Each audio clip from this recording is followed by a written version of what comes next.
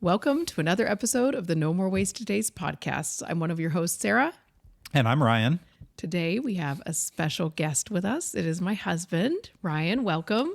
Good to be here. Ryan's sitting in for Heather today because Heather is really sick with the flu. And as you can hear, I'm also not feeling my best. Somehow I'm maintaining to be the healthy one in the crew. Yeah, but Heather messaged me yesterday and said, I slept all day long. There's no way I can record. So me and Ryan actually came up with a really cool topic that we're going to bring to you today. We're going to talk all about talking to your teenagers about drinking. And this is near and dear to our heart because our boy-girl twins are going to turn 14 in April. Can you believe it? No.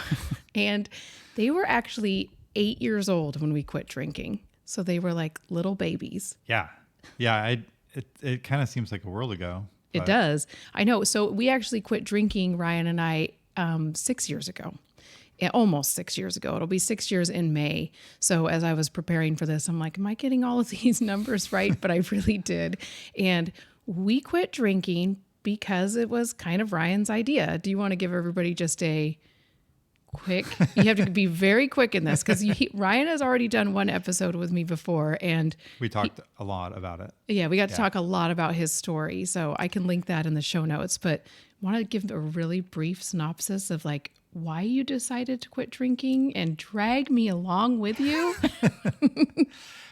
I guess the short story was that I didn't start drinking until like college really. And drinking was just kind of rite of passage, glorified thing, started escalating slowly through college. It's what everybody did. And then it became this sophisticated thing that we did in my 20s. And then after I met Sarah, we'd like have parties and have friends over and we'd make fun cocktails. And it just kind of slowly kept escalating. And yeah, and then I don't know, after we had our kids and we went on a couple of crazy trips where the focus was alcohol.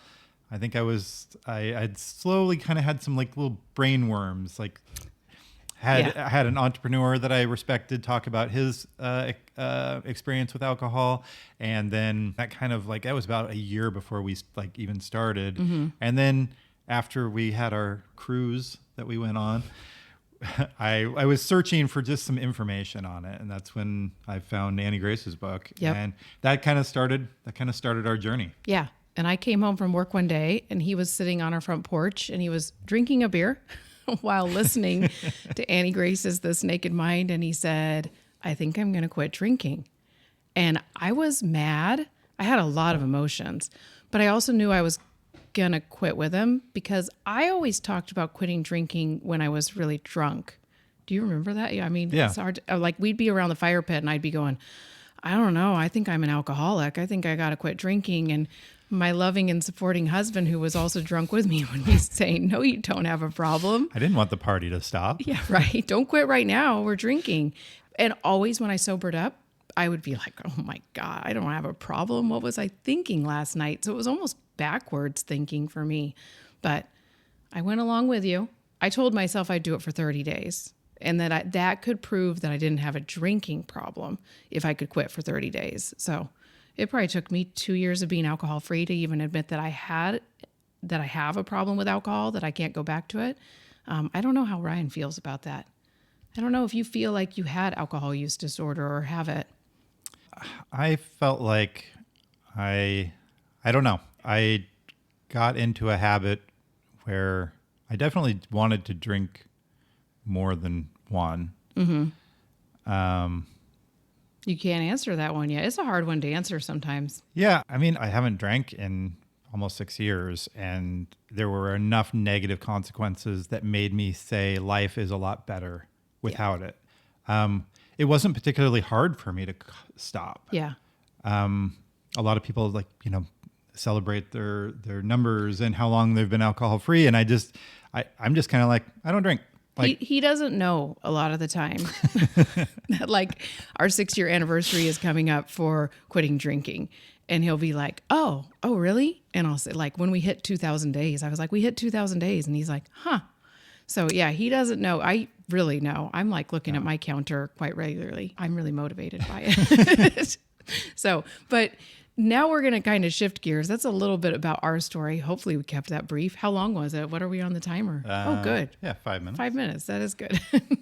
So quitting drinking and being a parent has been, I think, a really cool journey for me. And I feel so lucky that my kids don't really remember me as a drinker. Yeah. The stories that they do share with us of us drinking, it's almost like they know it because we've told it to them. I think that has to be the case. Yeah, because our son can say, like, we had our son bring us down beers in the hot tub one time during a crazy snowstorm.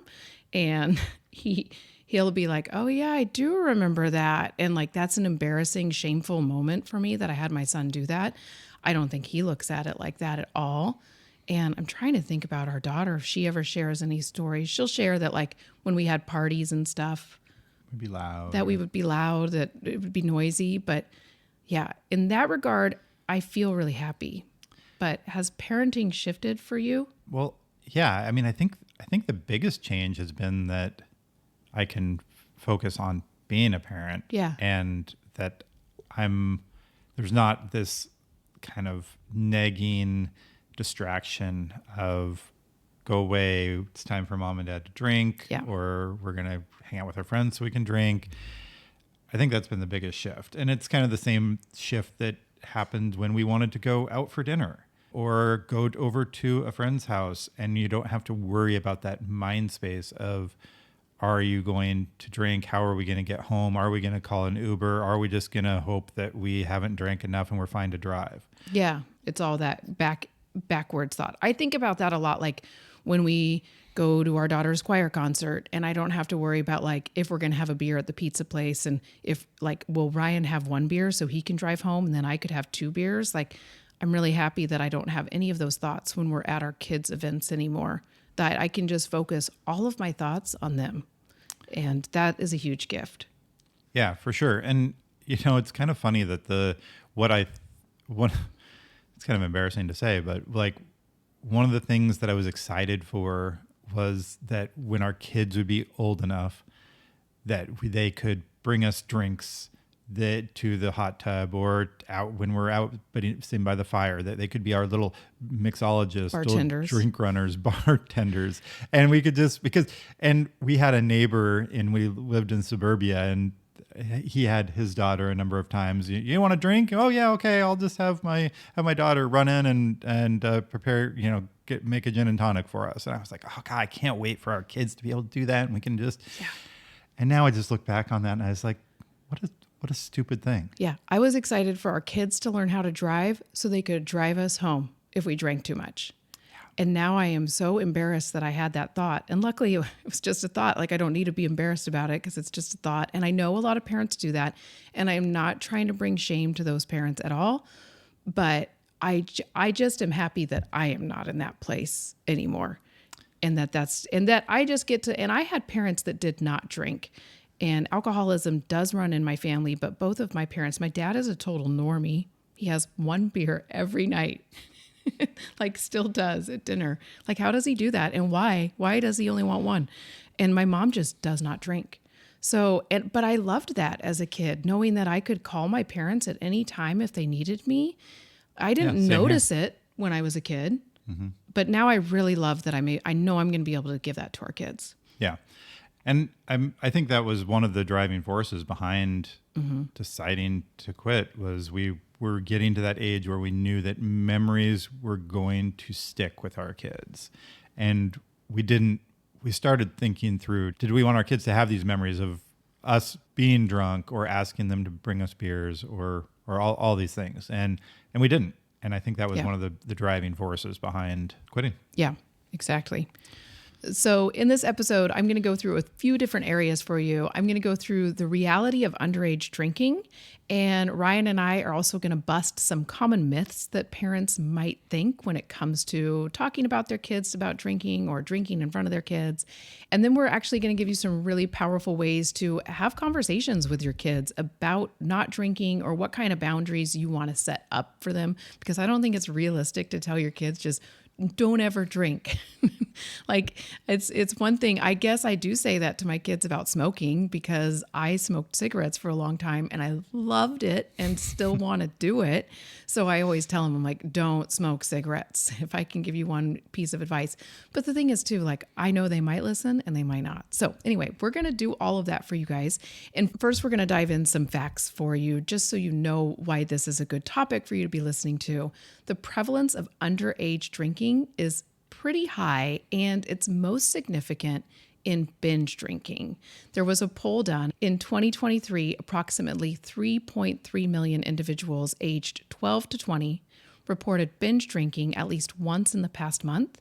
And notably, while youths drink less frequently than adults, when they do consume alcohol, they tend to drink in large quantities or binge drink. So specifically, about 91% of all alcoholic beverages consumed by this age group are during binge drinking sessions. And I was a binge drinker always, but I was definitely a binge drinker in college. Were you? Yeah. Yeah. And I see that, and that fact scares me for my kids because I feel like binge drinking was my tendency and binging everything is my tendency. And that's how I see that addictive personality in me. So that fact is like, okay, well, if that's the fact, that's something to really talk to your kids about. And like I didn't even know what binge drinking was really until I knew in college, but I didn't really take it seriously. I wonder, do you know how that statistic compares to, as far as a trend goes, has drinking because it seems like our kids and maybe Gen Z is not Gen Z, Gen A, or Gen Alpha, I guess it is. Yeah. I don't know. Our kids are always talking about it. Are less inclined or interested in drinking. Yeah. And so I'm wondering how, if that's changed. If it will tend to go down. Yeah, because that was from 2023. So that's something I'll definitely have to look and see if there's any other. That's something we talk about a lot in the Day Makers too, is like, it seems like the young people are starting to look at alcohol almost as their parents' drug. Mm-hmm. And so then that doesn't mean that they're not doing other drugs. So it's still good to, even if you're like, well, my kids don't really seem interested in alcohol, they're probably going to be interested in something. So all of these conversations can be there. Social media is their drug. Oh my gosh, right? Which is something we're going to talk about a little bit. So the impact of early alcohol use, just so you have this information for you, initiating alcohol consumption at a young age can have detrimental effects on brain development. Alcohol affects a young person's brain differently than adults, and exposure to alcohol while the brain is still developing can lead to long-term emotional problems and difficulties with learning, planning, and memory. And this can ultimately limit a young person's ability to reach their full potential, including at school, study, or work. This was some knowledge that I kind of had in my teen years. Like I'd heard it. Yeah. I didn't take it seriously. I'll be real. I think I was like, whatever. But as I talked to school counselors more when I was a teacher, the brain doesn't stop developing until it's 23. And when you drink or do drugs or do anything that's in it, it stops some of that development for you. So if you can really give your kids this science, I think that can be powerful for some kids. Like I could see our daughter responding to that kind of information. Yeah, I mean, I think that it's interesting, like we didn't have parents that it seemed like had alcohol problems, but they also didn't, at least for me, didn't ever talk about alcohol, whether it was healthy, whether it was addictive, whatnot. What it did to your brain. Yeah. And I think that's one thing that we've started doing is just being really open when we talk to our kids about our past and just how we feel about alcohol. And hopefully that helps translate and helps them navigate when or if they decide to experiment with alcohol. Yeah, it's actually one of the tips we'll talk about. So look at me. And at this age too, when they're teenagers, which all of us can go back in time and try to remember that. It was kind of long ago now, but social and peer influence are super strong at this stage, right? Yeah. So And that is actually because teens are at a critical point in their brain development at this age where they really are seeking that social acceptance and belonging. And I remember that from my teenage years and college years.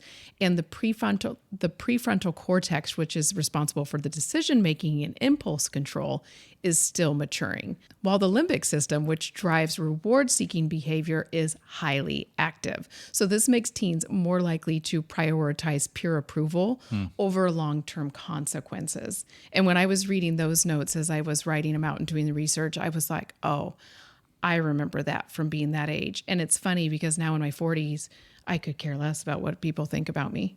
I'm kind of like, whatever. But when you're a kid, you are kind of like, oh, I know I shouldn't drink. Yeah. But everybody's doing it, and it's kind of just easier to do it. Yeah. Well, and especially if you're like feeling like you're having a hard time finding your place in your peer group, it's an easy way to feel like you're part of the group. Yeah. And it just like lowers inhibitions and all the things that kind of why we liked alcohol was it helped. If you were shy, it helped make you not shy. Yes. But unfortunately, whatever little benefits that came along come with a lot of big consequences. Yeah. And it's a huge reason why I drank. And even in my adulthood, I would drink because it was a little bit of liquid courage, because I am naturally more introverted. Ryan, luckily, is extroverted, so he could always be my person that I could rely on at parties. But once I drank, I was extroverted. I was fine. So that was something I had to learn how to do. But I can also look back and see I always was the person who felt like I was on the outside of the crowd. And if everybody was drinking and I was drinking with them, then I felt like we were having this bonding experience together. And all of a sudden, those people that I felt like I was on the outside of, I felt like I was on the inside crowd with them. Yeah, having like a shared experience. Yeah. And I can name this like with moments in high school, moments in college, moments in my adulthood even.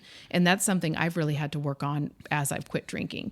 So media, social media, and cultural messaging further reinforce this idea that drinking is a key part of socializing.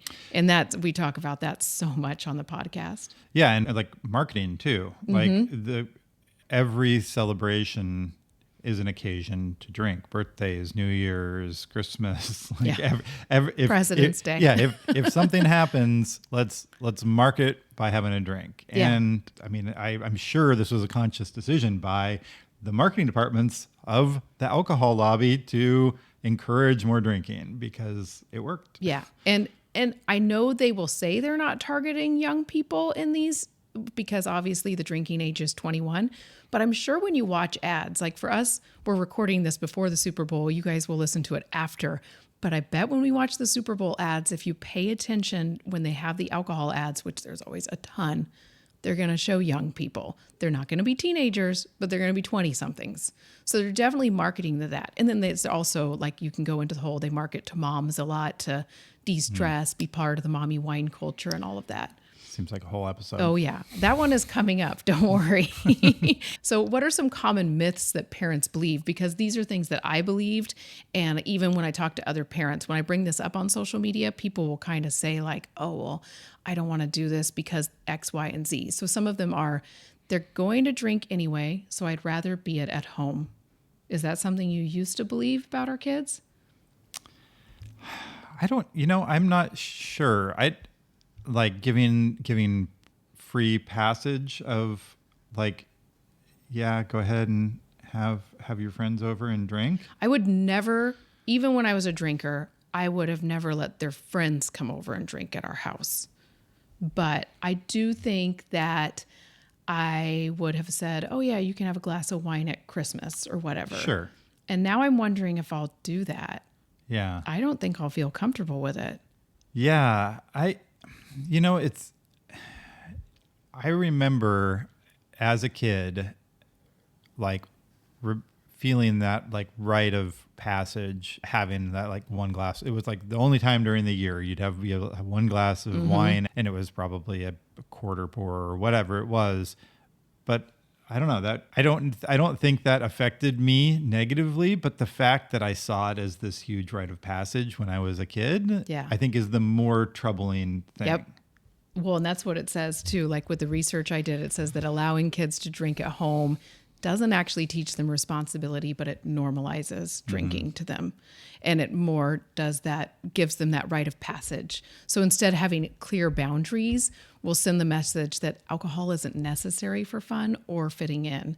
And it's something that's even happened already for us. Like I think at Thanksgiving, one of the kids wanted to try my sister's champagne. And she was very like, can they? And I was like, I don't really care if they have a drink, like they have a taste. I don't want them to have a glass. And I did say that, like, I don't want them to have a glass, but they may have a sip. But it was a weird moment for me, for sure. I wanted to be like, no, they don't need it. And I guess now, like hearing that, saying like, sending that message to the kids that you just don't need it to have fun. It's not something we need to have at every holiday. Yeah, I don't know. I honestly, I haven't, I should probably, I need to think about this more because it's like, okay, yeah, we don't need it. We're proof of that. But as a kid, you're like, are you doing more good by setting clear boundaries or by not kind of like demonizing and villainizing? I don't think that's a word. Demonizing. Let's go with that one. The substance, and seeing like, you know, it's not a big deal. Lots of people have drinks of alcohol and they're fine. So it's not like doing heroin. Hey, can you try some heroin? But it's also, yeah, I don't know. I don't know if it's better to be like, you know, it's kind of, you probably won't like it. Yeah. And that's kind of what I went with at that holiday. I was like, I know they're not going to like it. So sure, they can have a drink. So the next myth is I drank as a teen and I turned out fine. I didn't drink a lot as a teen. So that one for me, I'm like, well, I didn't. So. And I didn't either. And I didn't turn out fine. I just think that alcohol use is a progressive habit or disease or whatever you want to call it. And it can start out so trickle slow. And that's what happens in your first drink in high school or when you're in middle school. And then, so now, okay, nothing bad happened. Now I'm going to have, just going to have a glass of wine with dinner every night. That's no big deal. Doctors say it's fine. Normal. And then when I go hang out with friends, I have 2 or 3 drinks. Totally fine. And then it just keeps escalating until like now you're finishing off a bottle every night between you and your spouse. Oh yeah, that's not a big deal. And then now, you know, it's like at what point do you classify as it's too much or you have a problem? And it's sometimes it's like boiling the frog or the frog in boiling water. Sometimes it happens so slowly you don't even realize the problem is happening. Yeah. And that is, I think we've even had this conversation with our kids already, just because they have asked why we decided to quit drinking. And we're both really honest. Like I always tell them, you know, by the end I was drinking too much, and it was going to become more and more and more. But I have talked to them about that. Like I didn't always drink too much. And there were times where I didn't drink every day in my life, but it slowly escalated. And I have told them already, like, that is what alcohol does. It's an addictive substance. So it's just the same as caffeine, smoking, any other drug out there, right? That's its job. So I think that one is, for me, that one's easy to be like, I drank as a teen and I turned out fine. I'm kind of like, well, one, I didn't drink as a teen very much. I really didn't. And next, I didn't turn out fine with my drinking. I had to quit at a certain point. So that was kind of easy for us. But the last one is, and this is one that I really struggle with. So if I'm too strict, they'll rebel. And that one I'm really nervous about. Like if I do, like you were saying, if I do demonize it too much, then they're going to want it more and more and more. And that I feel really nervous about. Have you thought about that one at all? I hope you have answers so you can parent that one. I think my current thought is be as honest about our experience as possible. Support them in like harm reduction, being there if they do decide to drink, that we'll be able to pick them up and, you know, don't drink and drive. And just hope that the messaging that we've given them throughout their life sets a standard and gives them the information they need to make right decisions in the future. Because I don't think it's realistic to just try to overparent or like somehow make it so they never consume a drop of alcohol. Yeah. I don't think that's realistic. Yeah. I've said to both of them before, like, I know I know you'll drink someday. Like, I know that you're going to go through life and be totally abstinent your whole life. That's not going to happen. And I have said to both of them, never feel afraid to call us and say, I need a ride home. And we live out in the middle of nowhere. I absolutely don't want them driving home on the highway drunk that's super windy. Yeah. And that's more what I've really talked to them about. Like, the good news is I will always be sober. So you need to call me and I will have no judgment. I'll come pick you up. Or even if a friend is in trouble, I'm a safe parent to come to. And I think having that talk with them is a more realistic way to go about it. And that's a conversation that my dad had with me over and over again. You know, always said, if you need help, I'm always there for you. Yeah. And that's a really good one to have. And it also, there are studies that show that teens with clear boundaries drink less, not more. And structure and the open conversations like this provide security. And it'll just help them resist peer pressure too, because it is kind of funny. I think our daughter has said a few times, like, I don't think I'm ever going to drink. Yeah. And I think I've said, yeah, I bet you will. like, and not in a, oh, you better go try it way. But I'm just like, I do think she will have more control, but who knows?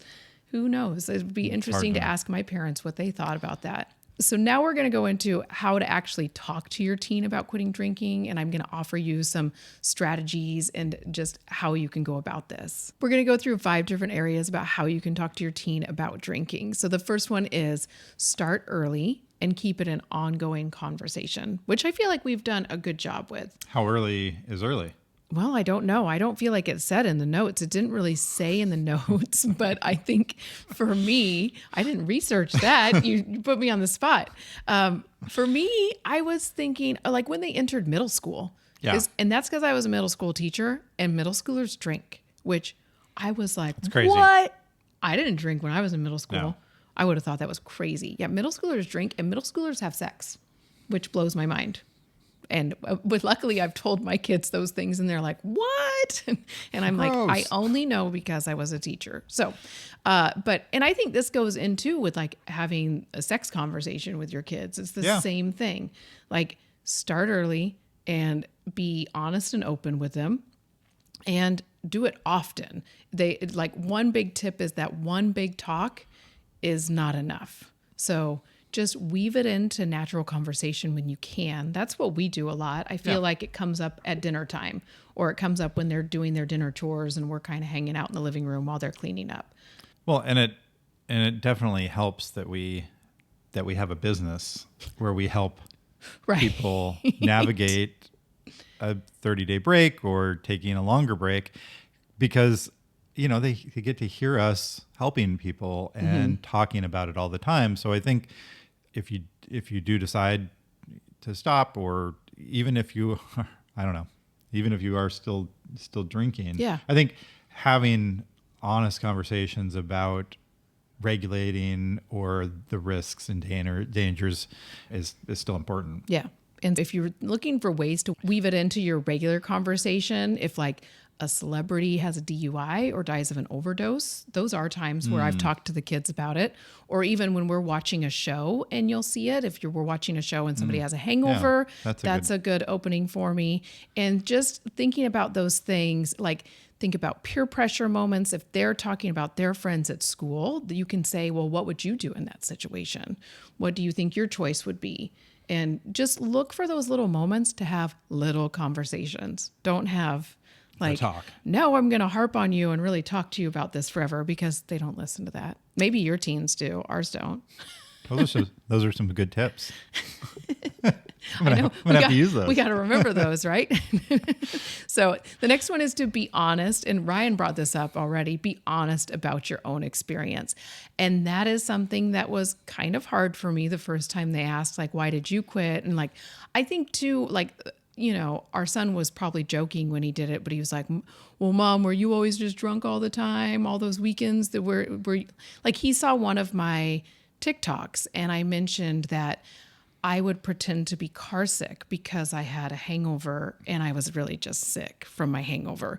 But I would tell the kids, oh, it's no big deal. I'm car sick. And he said, is that true? And I said, yeah, that's true. I would have a hangover. And I think he was kind of like, whoa.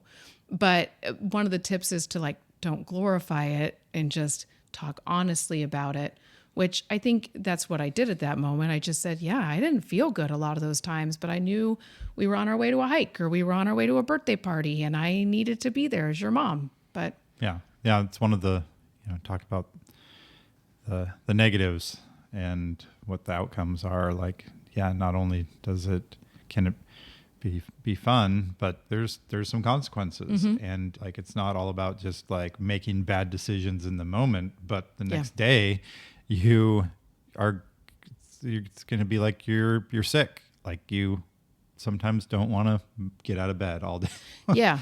And I think having those conversations with them is really crucial. I think it can feel scary when you know your drinking was problematic to talk to your kids about it. But I also think it's really good because they have other people in their lives that are total normies. So we can even give the example of like, hey, you watch grandpa have one beer every night and then he's done. And that's how he's always been. Like they can watch their aunt. They thought she drank way too much on New Year's Eve and she so kept it under 90, which I just thought was so funny that they thought it was so much. And I was like, it was a normal amount for somebody on New Year's Eve, and she was being responsible. She didn't have to drive. And they can watch like your brother too. Yeah. And just like they have other people in their life that they see drink responsibly. So I think if you have that in your life and you're really worried about like, oh, all they know is my problem drinking, show examples from other areas too. Like, yes, that's what drinking looked like for me, and it is why I chose to stop. But also focus on all the reasons you chose to stop. I tell them all the time, like, it was not healthy for me. I want to live as long as I can. I have a lot of things I want to do in this life, and I want to be present for them. And I had hangovers that would waste whole days for me. And we have some pretty big dreams and aspirations, and no matter how well you manage it, it's like definitely making you less productive. Yeah. And holding you back from achieving your goals at the level that you could if you weren't drinking. Yeah.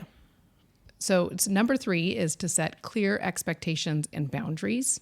And I think we talked about that a little bit when we were talking to them about like, we know you're going to drink at some point in your life, but if you ever feel like you've drank too much, I think one good thing when you're talking boundaries and expectations with that, like how much is too much? Mm-hmm. Because sometimes when you've drank 3 beers, it's totally not safe to drive home. But your drinking brain says like, oh, you could drive home. You can make it home to mom and dad. You're fine. Yeah. So that would be a boundary to set up with them to kind of say, if you've had more than 1 beer, please text me so I can come pick you up. Well, and then one thing I had which I thought I was cool for, but like I know what you're gonna say. I had a little breathalyzer that I got off of Amazon, and like who knows how accurate it was, but it was better than nothing. But sometimes it's hard to know, especially after you've had a few beers, and you're like, oh, I'm gonna wait an hour, so I should be good after an hour. You can guess all you want, but if you're like, the only way to really know is to know what your blood alcohol level is. And I thought I was so smart to do that, but I was really just trying to like hack the system and to like know, oh, if I got pulled over, I would be fine because I'd blow under 0.08. Whereas, I think one of the great things about stopping is it just cleared up so much brain space, head space. Yeah. Like the amount of time I spent trying to be like, okay, am I going to drink? Is Sarah going to drive? How long do we have to wait? When do I have to stop drinking so I'm safe to drive? It was ridiculous how much time it took up in my brain. So now I'm that much smarter. Yeah. I feel like that wouldn't be a big win for kids if you say, No. oh, it freed up so much brain space for me. That's a huge win as an adult. Yeah. I feel like kids will be like, whatever. I don't need, and honestly, they probably don't need that brain space. Like they don't have as much in their head yet. But I do think with that, setting the boundaries, that's something that like you and your spouse or whoever you're co-parenting with, and if it's just you, then really sitting down and figuring out what your boundaries are with alcohol. It's going to be different for every single family. And talk to, even like, we have my parents close by who will be with the kids in their teenage years. Like, talk to them. What are our expectations? So grandma and grandpa know too. And I think that that's a good conversation to have. All right. Number 4, give them the tools to handle peer pressure. I feel like if we talk to them about this, they're going to be like, you don't understand. Right? That's how I would have felt when I was a kid. And I can just totally hear our daughter saying it. But some of the tips when I was doing research are to role play responses to offers of alcohol, which I think could actually be entertaining. I like that idea. Yeah, I do too. And I think especially if we could use some of their brain rot terminology, like act like they're friends and be like, come on, Sigma. Yeah, it's totally Skibbity, Ohio. Yeah, if you don't have a drink, you're totally Skibbity, Ohio, man. Probably using that wrong. I think, though, if we did that, it would actually stick.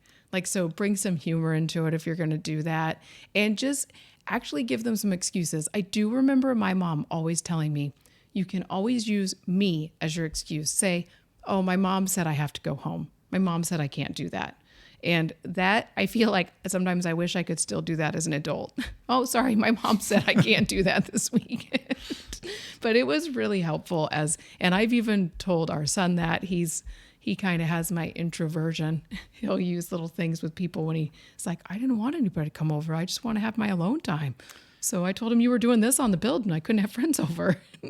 Yeah, or I mean, I was just thinking, like, but what about if, you gave your kids the permission to, white lie things like, oh, I actually tried drinking once and it turns out I'm allergic to alcohol. Yeah. So like that just like gives people a permission structure to be like, oh, that sucks that you're allergic, you know. Yeah. I think definitely go through them and help them come up with some things they can say, or even say like, oh, I have a test that I have to take that's early tomorrow, or I have a job that I have to be at tomorrow, whatever it might be. So, and sometimes it's just as simple as practicing saying, no, I'm good. I think that's huge because that's something I had to learn as an adult. People say, hey, do you need anything to drink? No, I'm good. And it works. So telling your kids that, oh, okay, they'll understand too. So the last one is to lead by example. So if you are a drinker and you're listening to this and you're like, well, I still drink, how do I do this? Well, then lead by that example. Do your kids see you drive your car after you've had like 2 beers and your boundary with your family is to have 1 beer? Like, make sure you're really leading with your values that you're trying to place on them. And like, kids are a lot more intuitive than we give them credit for. Yes. And like, if they can smell alcohol on your breath, or they can see your mannerisms that you're obviously intoxicated, you may be like, oh, I'm fine. But your kids are going to pick up on that. Yeah. And one big tip that, like, because one thing that I love now that we don't drink is every drink in the house they can drink. Like, they could even have our non-alcoholic beer, but I think that's totally weird. So I tell them they can't. But it is like, I really love that. And I think that when I was a drinker, I didn't have a lot of non-alcoholic options in the fridge. Yeah. So I think if you are somebody, you're like, well, I drink. What are some ways I can lead by example? Well, drink some lemonade every now and then. Have an Arnold Palmer. Have a Diet Coke. And when they ask if they can have one, yes. Or our favorite, kombucha. Right? Oh, yeah. And our kids love our kombucha. They're always going. The only drink they don't like that is my favorite is our ginless gin and tonic, the tonic water with the grapefruit juice. Yeah. And I'm happy they don't like that one because it's all mine. We have one every night. Every night. But yeah, it's like they love Lindy loves the Spindrift. I saw her, I was finally like, you drank all of it, girlfriend. Yeah, she's been on it lately. I got to get more of that. So just really think about those things, like how can you lead by example? If you don't drink at all, you're already doing it. You're showing your kids you can have fun without alcohol. If you are a drinker and you know you're more of what we call a normie, just say like, okay, I'm going to make sure my kids do see me doing things without alcohol. They do see me going out with friends and choosing not to drink and be the designated driver, because I think our kids would have picked up on the tension that there was when we had those moments, like having that conversation and being kind of like, I hope he chooses to be the designated driver. So just kind of work on that. All right. I know this has been a longer episode than it usually is, but I've had a lot of fun talking about this stuff. And I do have one more area that I'm going to talk to you guys about, but it should be pretty brief. We're just going to talk about what do you do if you find out that your teen has been drinking. And this isn't the like, oh, they've called you, they're at a party, they're drunk, they want you to come pick them up, and they've lived by that boundary that you've set up as a family. This is more like, have they been sneaking it, or you just find out they've been doing it more than you wish they would. Okay. All right. Are you ready for this? Yeah, I'm ready. Okay. I feel like this will be good stuff for us to have too. Like our kids aren't in this area yet, but okay. Soon. So I hope not. Yeah. But so the first thing you want to do is you want to respond without overreacting or shaming, which can be really hard, but just stay calm in your approach and just approach the conversation with curiosity and not punishment, and ask open-ended questions like, can you tell me what happened? Instead of reacting with anger or disappointment, and just get them to start talking about it. Hey, why did you choose to do this? How long have you been doing this? Or I don't know. If you can stay really calm, I would take the time as a parent to actually think about this from time to time. And really, like, I think really just saying, can you tell me more about it? Yeah. And also think about, are you opening that up in your conversation with them for day-to-day life? Like, I feel like we talk to our kids a lot. Like, we know Too much. I feel like sometimes we know too much about everybody at school, but I'm also like, I'm glad I know too much because that's how I want it. So hopefully if this ever happens, then it's easier for them to open up and know that there won't be that judgment. But I also like don't want to hear about their crazy party stories with their friends, like out. Oh yeah, we drank this. Like I'm like, I don't want to know that. I guess. Yeah, that would be awkward too, right? Yeah. Yeah. That's definitely something to explore. If you're listening on Spotify or YouTube, you can actually comment on this and tell us, like, this actually happened to me. This is what I would do. The next thing is turning mistakes into learning moments, because I think for a lot of kids, if they did drink so much that then they have a hangover the next day, that can be a moment for you to say, okay, well, what are you going to do differently next time? What are some things you could say to your friends so you don't feel like you need to drink? Do you need to reevaluate your friend group? Yeah. There's just different ways you can really start having that conversation with them. And then the very last thing is rebuilding trust and reinforcing expectations. So just kind of saying, okay, this happened, we're going to move on from it. And next time, let's remember that our family boundary in this area is if like maybe they did drive home after they had 3 beers. And thankfully they made it home safely to you and they didn't hurt anybody else or themselves. And then maybe you need to really reinstate again. Remember, our family boundary is if you have more than one beer, you call us. Yeah. Yeah. I mean, I think that's probably the most kind of logical, like having some strict guidelines, family rules, and just repeating them so that it's kind of second nature, that they understand what the rule is, what the expectation is, and hopefully we drill it into them enough that it just like they'll actually remember. Yeah, but I mean, I don't know how many times. I don't know, because we tell them lots of things and they don't do it. And Yeah, I'm like, oh how my God. how to do the dishes correctly. Like I feel like we've shown and told like 10 million times, and I don't know if they're getting any better. Yeah. So it is like, okay, if they're showing, and I'm sure our kids are not outside the norm with that, but if you're listening to that and you're going, yeah, that's totally how my kids are too. Then you know, like they don't listen to us a lot. You may be having conversations with them a lot, and then they'll still break those boundaries that we have for them. So it is really too, well, okay, start. And I know I said too, like respond without overreacting or shaming, but there does need to be a punishment in place in some areas, right? If you did find out your kid was drinking and driving, taking away the car for a set amount of time or whatever it is. And I think it's just important, like we were talking about, is to have a clear rule and boundary so that when they do get a punishment, that they know that it was coming. Like they know they broke the rule and here's the consequence. Instead of just kind of like making things up on the fly. Yeah. So those are all things we've got to work on now. Okay. Because I know I'm like, I just want to put this out here. We are not parenting experts by any means, probably less than the normal person, because when you have twins, you don't get to get better at it with a second kid. Yeah. We're just flying blind the whole way through. Yeah. And we only get one chance. And we tell our kids that sometimes too, like we're winging it. But actually doing research for this makes me feel more confident, makes me feel like, okay, I think I can do this. So those are the tips and strategies we have for you on talking to your teens about quitting drinking. One thing I want to encourage you is it's never too late to start having these conversations. So if you're listening to us talk and you're like, oh, they're doing this and their kids haven't even turned 14 yet. My kid's 17 and I haven't even talked to them about this. Start now. It's never too late. If your kid is in college, have these conversations with them. Yeah. And start thinking about, and if your kids are younger and you're like, oh, this is going to happen for a while, it's going to happen a lot sooner than you think. So 6 years has flown by from them being little baby 8-year-olds Oh my God. to being the teenagers they are now. So thank you so much for listening. And thank you so much, Ryan, for hopping in and co-hosting. It was a pleasure to be here. It was so fun. Yeah, it was really fun to have you and to get you to be sitting right next to me. That was really fun. I don't get to do coffee. that. I know. I don't get to do that with Heather. So that was cool.